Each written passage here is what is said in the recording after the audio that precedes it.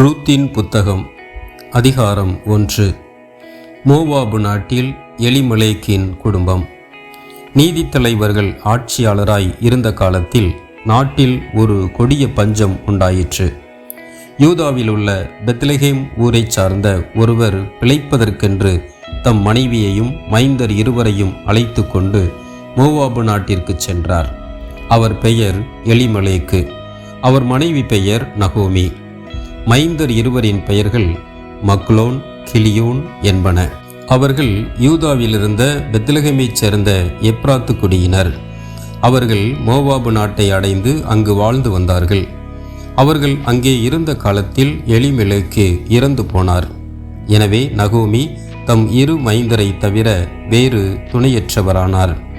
அவ்விருவரும் மோவாபு நாட்டு பெண்களை மணந்து கொண்டனர்.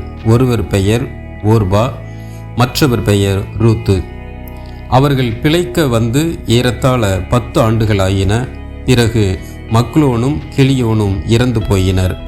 நகோமி தம் கணவரையும் இரு மைந்தரையும் இழந்து தன்னந்தனியராய் விடப்பட்டார். மாமியாரிடம் மருமகள் காட்டிய அன்பு. நகோமியின் சொந்த நாட்டில் ஆண்டவர் தம் மக்களை கருணையுடன் கண்ணோக்கி அவர்களுக்கு உணவு கிடைக்கும்படி செய்தார். இதை நகோமி மோவாபு நாட்டில் இருந்தபோதே கேள்விப்பட்டார். எனவே அவர் மோவாபு நாட்டை விட்டு போக ஏற்பாடு செய்தார். பிறகு அவரும் அவருடைய மருமக்கள் இருவரும் தாங்கள் இருந்த இடத்தை விட்டு யூதா நாட்டுக்கு பயணமானார்கள். ஆனால் வழியில் நகோமி அவர்களிடம், உங்கள் தாய் வீட்டுக்கு திரும்பிச் செல்லுங்கள். இறந்தவர்களுக்கும் எனக்கும் நீங்கள் பரிவு காட்டியது போல் ஆண்டவரும் உங்களுக்கு பரிவு காட்டுவாராக. நீங்கள் இருவரும் மீண்டும் மனம் செய்து கொண்டு நலமுடன் இல்வாழ்க்கை நடத்த ஆண்டவர் அருள் புரிவாராக என்று சொல்லி அவர்களை அணைத்து முத்தமிட்டார். அவர்களோ கதறி அழுது, இல்லையம்மா, நாங்கள் உம்மோடு வந்து உம்முடைய இனத்தவரிடையே இருப்போம் என்றார்கள். அதற்கு நகோமி, மக்களே, நீங்கள் திரும்பிச் செல்லுங்கள். என்னோடு வருவதால் உங்களுக்கு என்ன பயன்? நீங்கள் மணந்து கொள்ள மீண்டும் மைந்தரை பெற்றுத்தர என்னால் இயலுமா? மக்களே, திரும்பிச் செல்லுங்கள். எனக்கோ வயதாகிவிட்டது. கணவரோடு கூடி வாழும் பருவமும் கடந்துவிட்டது. அவ்வாறன்றி பிள்ளை பிறக்கும் என்னும் நம்பிக்கை எனக்கு உண்டு எனச் சொல்லி இன்று இரவே நான் கணவரோடு கூடி மைந்தரை பெற்றெடுத்தாலும் அவர்கள் பெரியவர்களாகும் வரையில் நீங்கள் வேறு யாரையும் மனம் செய்து கொள்ளாமல் அவர்களுக்காக காத்திருப்பீர்களா? மக்களே, வேண்டாம். ஆண்டவர் என்னை பெருந்துன்பத்தில் ஆழ்த்தியுள்ளார். என்னால் உங்களுக்கு நேர்ந்தவற்றிற்காக நான் மிகவும் வருந்துகிறேன் என்று சொன்னார்.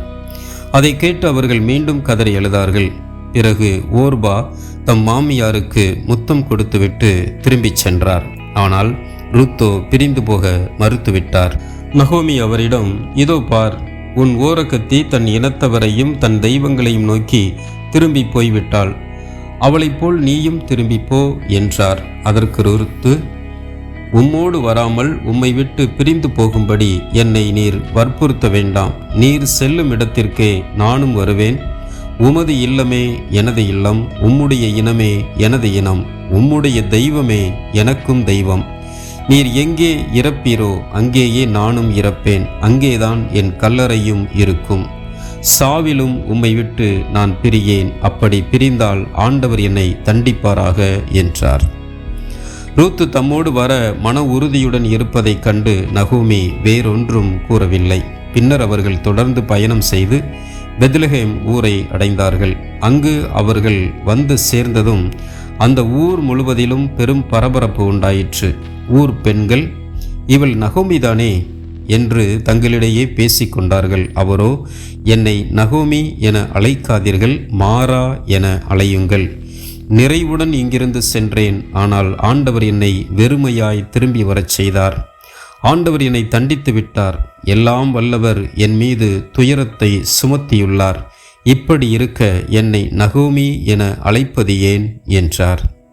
இவ்வாறு நகோமியும் அவர் தம் மருமகளான மோவாபிய பெண் ரூத்தும் அந்நாட்டை விட்டு திரும்பி வந்தனர். அவர்கள் பெத்லெகேம் ஊர் வந்து சேர்ந்தபோது வார்கோதுமை அறுவடை தொடங்கியிருந்தது.